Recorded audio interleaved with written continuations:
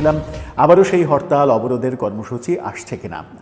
অনেক কথা বলতে চাই না, মূলত যেটা ঘটছে সেটুকুই বলতে চাই। গোপালগঞ্জে যে ঘটনা ঘটেছে, ওই দিন 4 জনের মৃত্যুর ঘটনা, পরবর্তীতে ঢাকা মেডিকেলে আরও একজনের মৃত্যু হয়েছে। অফিসিয়ালি আমরা জানি এখন যে 5 জনের মৃত্যু হয়েছে, যদিও আওয়ামী লীগ 11 জন 13 জন এরকম আওয়ামী লীগের পক্ষ থেকে দাবি করা হচ্ছে, আওয়ামী লীগের পক্ষ থেকে কয়েকশো আহত হওয়ার দাবি করা হচ্ছে।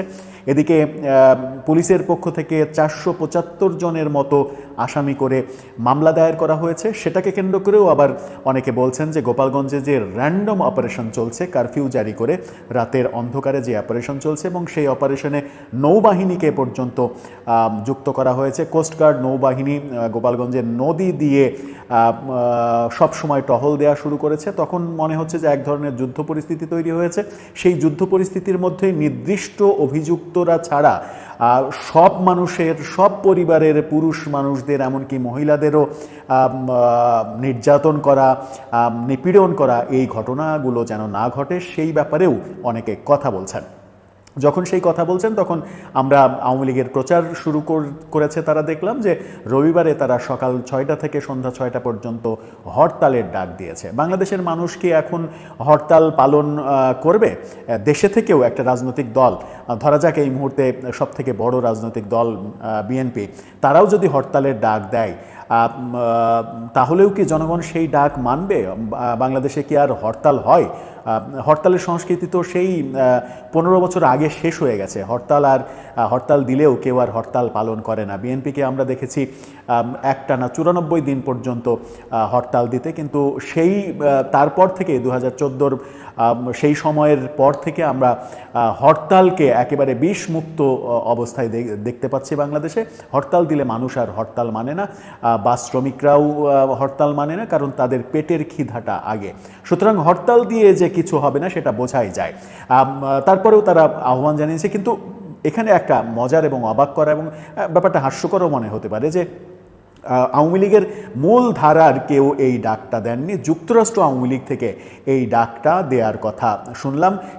মানে ভিডিওতে তারা ঘোষণা করছে, একটা সমাবেশ থেকে তারা ঘোষণা করছে। আমি এখনও নিশ্চিত নই যে আওয়ামী লীগের কেন্দ্রীয় পর্যায় থেকে এই ধরনের আহ্বান জানানো হয়েছে কিনা, কিন্তু যুক্তরাষ্ট্র আওয়ামী লীগ থেকে এরকম আহ্বান জানানো হয়েছে, সেটা আমি নিজে ভিডিওতে দেখেছি। এখন কেন্দ্রীয় আওয়ামী লীগ থেকেও যদি এই আহ্বান জানানো হয়, তাহলে বাংলাদেশের বর্তমান অবস্থা, সেটা আওয়ামী লীগ সরকার ক্ষমতায় থাকতেও হরতাল আসলে কেউ মানেনি। হরতাল মানার মতো মানসিকতা বাংলাদেশের মানুষের আর নেই। সুতরাং রাজনৈতিক অন্য পলিসি গ্রহণ করতে হবে রাজনৈতিক নেতৃবৃন্দের। সেটা একটা বিষয়। আর একটা বিষয় হচ্ছে যে আওয়ামী লীগের সাধারণ সম্পাদক ওবায়দুল কাদের ভারতীয় একটি গণমাধ্যমকে বলতে শুনলাম, তিনি শেখ হাসিনার উদ্ধৃতি দিয়ে বলছেন যে শেখ হাসিনা নাকি যমুনা অভিমুখে মার্চ করার জন্য আহ্বান জানিয়েছেন, এবং সেটা খুব শীঘ্রই, তারিখ জানাননি তিনি, খুব শীঘ্রই নাকি আওয়ামী লীগ যমুনা অভিমুখে পদযাত্রা করবে, অর্থাৎ যমুনা ঘেরাওয়ের কর্মসূচির দিকে যাবে গোপালগঞ্জের এই নির্যাতনের প্রতিবাদে। যদি সেরকম কিছু হয় তাহলে পরিস্থিতি ঘোলাটে হওয়ার সম্ভাবনা রয়েছে। গোপালগঞ্জের আগুনটা যদি ঢাকাতে চলে আসে, রাজধানী যদি উত্তপ্ত হয়ে যায়, তাহলে সেটা মানে গোপালগঞ্জ উত্তপ্ত হওয়ার মাধ্যমে সারা বাংলাদেশ উত্তপ্ত, কখনোই একটা জেলাকে উত্তপ্ত করে সারা বাংলাদেশ উত্তপ্ত হওয়ার ঘটনা আমরা দেখিনি। যতক্ষণ পর্যন্ত না রাজধানী উত্তপ্ত হয়েছে, ততক্ষণ পর্যন্ত সেটা সারা বাংলাদেশে বিকেন্দ্রীকরণ হওয়া, ছড়িয়ে যাওয়া, এই দৃশ্য রাজনৈতিক পটভূমিতে আমরা দেখিনি। সেই ক্ষেত্রে রাজধানীটা খুবই ইম্পর্টেন্ট। তো সেই রাজধানীতে যদি উত্তেজনা তৈরি করতে পারে আওয়ামী লীগ, তাহলে একটা বড় বিশৃঙ্খলার দিকে চলে যেতে পারে দেশ, এবং যে আশঙ্কাটা অনেক দিন থেকেই করা হচ্ছে যে দেশ ক্রমে গৃহযুদ্ধের দিকে চলে যেতে পারে, সেরকম অবস্থাও তৈরি হয়ে যেতে পারে, যেরকম যুদ্ধাবস্থা এই মুহূর্তে গোপালগঞ্জে চলছে। গোপালগঞ্জ একটা জেলা বলে অনেক বেশি আইনশৃঙ্খলা বাহিনীকে এক জায়গায় করে হয়তো দমন করা সহজ, অপেক্ষাকৃত সহজ, কিন্তু এটা যদি ছড়িয়ে পড়ে তাহলে এটা মারাত্মক আকার ধারণ করবে। তখন আর আইনশৃঙ্খলা বাহিনী ভার্সেস আওয়ামী লীগ থাকবে না, তখন Awami League versus BNP, Awami League versus NCP, Awami League versus Jamaat, ব্যাপারগুলো এই রকম হয়ে যাবে। যখন ব্যাপারগুলো এইগুলো রকম হয়ে যাবে, তখন সেটা গৃহযুদ্ধের দিকে চলে যাবে যদি পরিস্থিতি উত্তপ্ত হয়। কিন্তু আলোচনার যে বিষয়টা আরেকটা হতে পারে, সেটা হচ্ছে যে আওয়ামী লীগের কি এই মুহূর্তে রাজধানী ঢাকায় লোক সমাগম করে যমুনা অভিমুখে ব্যাপক লোক নিয়ে পদযাত্রা করে যমুনা ঘেরাও করা, এই ধরনের বড় কর্মসূচি নেয়ার বাস্তবতা রয়েছে? সেই বাস্তবতায় কি আওয়ামী লীগ রয়েছে? আমার মনে হয় যে সেই বাস্তবতায় আওয়ামী লীগ নেই। তাহলে কি ওবায়দুল কাদের একটা মানে আওয়ামী লীগের সাংগঠনিক জায়গা থেকে একটা ফেক বার্তা ছড়িয়ে বরং যারা রাজধানীতে ঢাকায় বাস করছে আওয়ামী লীগের লোকজন, শোনা যায় যে সারা বাংলাদেশে বিভিন্ন এলাকায় যারা এলাকায় টিকতে পারছে না আওয়ামী লীগের যারা, তারা অনেকেই ঢাকায় এসে নিরাপদে বসবাস করার চেষ্টা করছেন, ভিন্ন পেশায় যাওয়ার চেষ্টা করছেন, ভিন্নভাবে জীবন ধারণ করার চেষ্টা করছেন, তাদেরকেও কি এক ধরনের বিপদে ফেলে দেওয়ার দিকেই হাঁটছেন আওয়ামী লীগের সাধারণ সম্পাদক স্বয়ং? সেটাও মনে হতে পারে। আবার জানি না তাদের প্রস্তুতি কেমন, তাদের পরিকল্পনা কেমন, তাদের পরিকল্পনা অন্যরকম হতে পারে। আবার এদিকে গোপালগঞ্জের যে ঘটনা, গোপালগঞ্জে এনসিপির সমাবেশে আওয়ামী লীগের যে হামলার ঘটনা, সেই ঘটনার নির্দেশ নাকি শেখ হাসিনা দিয়েছেন স্বয়ং, এবং ব্যাপারটা মনিটরিং করেছেন ছাত্রলীগের সভাপতি সাদ্দাম হোসেন। এমন প্রচার আমরা বিভিন্ন মিডিয়াতে, বিভিন্ন জায়গায়, সামাজিক যোগাযোগ মাধ্যমে দেখছি।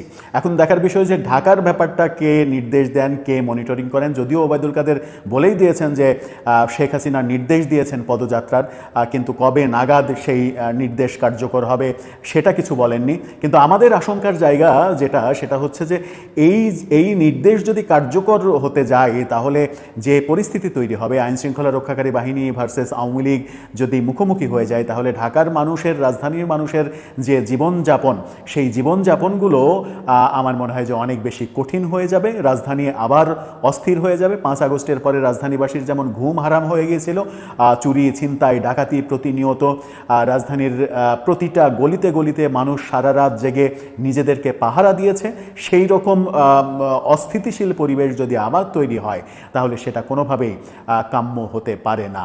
এখন ব্যাপার হচ্ছে যে কোন পথে এগোচ্ছে রাজনীতি, কোন পথে যাচ্ছে দেশ, কে কতটুকু ফায়দা লুটতে পারবে, কে কতটুকু মানে সাংঘর্ষিক পরিস্থিতি হলেও তার মধ্য দিয়ে বিজয় অর্জন করতে পারবে, সেটাই তাদের লক্ষ্য থাকবে।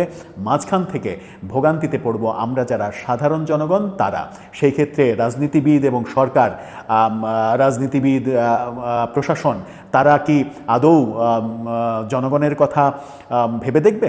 জনগণের ভালোর দিক, মন্দের দিকটা তারা কি ভেবে দেখবে? গতকালকেই একটা ভিডিওতে বলছিলাম যে একজন নাট্য পরিচালক, অভিনেতা, তিনি ফেসবুকে পোস্ট দিয়েছেন যে আপনারা ভেবে অবাক হবেন যে রাজনীতিবিদরা শুধুমাত্র মানুষের সেবা করার জন্য একে অপরের সঙ্গে মারামারিতে লিপ্ত হয়। হাস্যকর হলেও জীবনের চরম, বাংলাদেশের রাজনৈতিক জীবনের চরম সত্যটা তিনি তুলে ধরে এনেছিলেন। সেটা আমাদের কাছে কাম্য নয়। আমাদের কাছে কাম্য আমরা কিভাবে সুস্থ স্বাভাবিকভাবে বেঁচে থাকব, বসবাস করব সমাজে। সেখানে সরকারকে যেমন ভূমিকা পালন করতে হবে, রাজনৈতিক দলগুলোকেও ভূমিকা পালন করতে হবে। কারণ রাজনৈতিক দল তার রাজনীতি করবে, এটাই স্বাভাবিক, তার সুবিধা ভাববে, এটাই স্বাভাবিক। সরকার দেশকে ঠিক রাখার জন্য সরকারের পদক্ষেপ নেবে, এটাই স্বাভাবিক। কিন্তু দুই পক্ষ যেন এমন কোনো ক্ল্যাশে লিপ্ত না হয়, এমন কোনো পরিস্থিতি দুই পক্ষই তৈরি না করে যেন সাধারণ মানুষের জীবনযাত্রা অতিষ্ঠ হয়ে পড়ে। দর্শক, এই ব্যাপারে আপনার মতামত জানিয়ে লিখতে পারেন।